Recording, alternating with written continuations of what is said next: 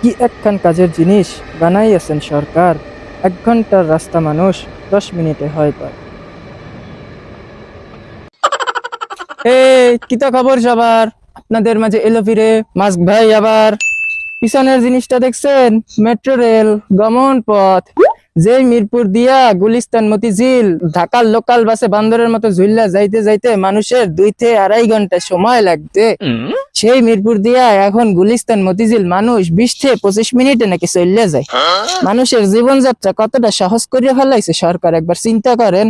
এজন্য সরকারের একটা ধন্যবাদ প্রাপ্য বলে আমার মনে হয়। যাই হোক, বেশি ধন্যবাদ দিলে অনেকে আবার ভাবতে পারে সরকারকে তেল দিতে এসেছি। আসল কথায় আসা যাক। দয়া কইরা দয়া কইরা আপনারা সবাই ভিডিওটা একটু শেষ পর্যন্ত দেখবেন। আপনাদের উপর আমার ভবিষ্যৎ নির্ভর করতেছে। আর পারলে ভিডিওটা একটু শেয়ার দিয়ে এই অসহায় ব্যক্তিটাকে একটু সাহায্য করেন সবাই। বিষয়টা একটু ব্যাখ্যা করুন। যাই হোক, বিষয়টা হলো কয়দিন আগে এই মেট্রো রেলে উঠা এক নবদম্পতি নাকি দেশ জুড়ে ভাইরাল হয়ে গেছে। আমরা এত কষ্ট কইরা কন্টেন্ট বানাইয়া ভাইরাল করতে পারি না, আর তারা জামাই বউ তাড়াতাড়ি বাসায় যাইবে বললে মেট্রো রেলে, বাবা আসতে পড়ে যাই, এরা জামাই বউ তাড়াতাড়ি মেট্রো রেলে কইরা বাসায় যাইবে বললে উঠলো মেট্রো রেলে, তাতে নাকি তারা দেশ জুড়ে ভাইরাল।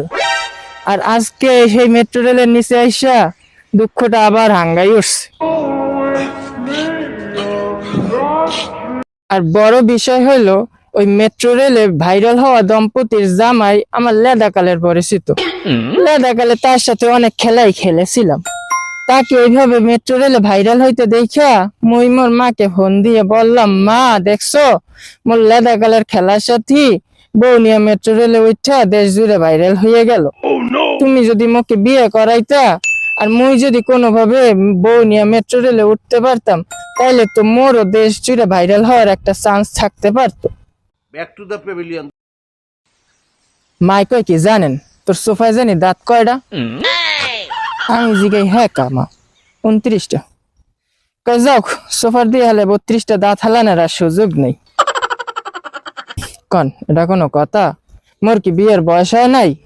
আরে মায়েরে কইলাম, মা মুই একটা ফরজ কাম করতে চাইলাম আর তুমি দিতে চাও মোরে সোফার, কে মোর কি বিয়ের বয়স হয় নাই?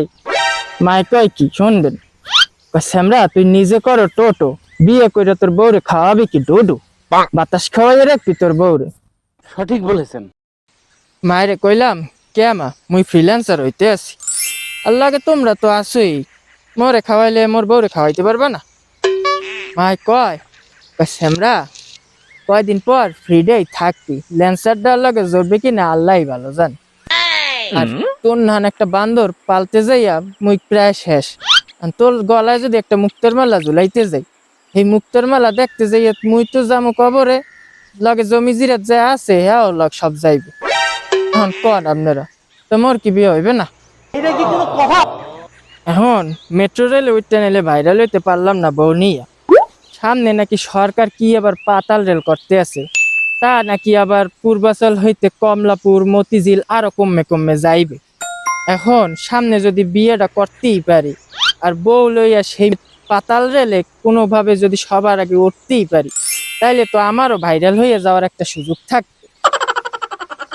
এখন সরকার যেমন দেশের অনেক উন্নয়ন আর পরিবর্তন করতে আছে, আপনারাও যদি একটু মন দিয়া চাইতেন তাইলে আমার ভবিষ্যৎটার একটু উন্নয়ন আর পরিবর্তন হইতে পারত।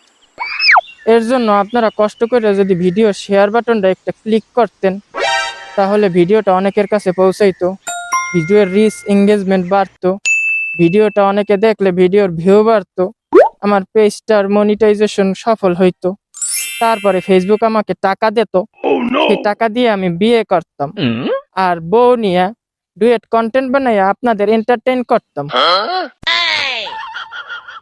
সুতরাং আপনারা দয়া করে যদি একটু এই সাহায্যটা আমাকে করেন, তাহলে আমি আমার শুভ কাজটা করতে পারি, বিবাহটা সম্পূর্ণ হতে পারতো তখন।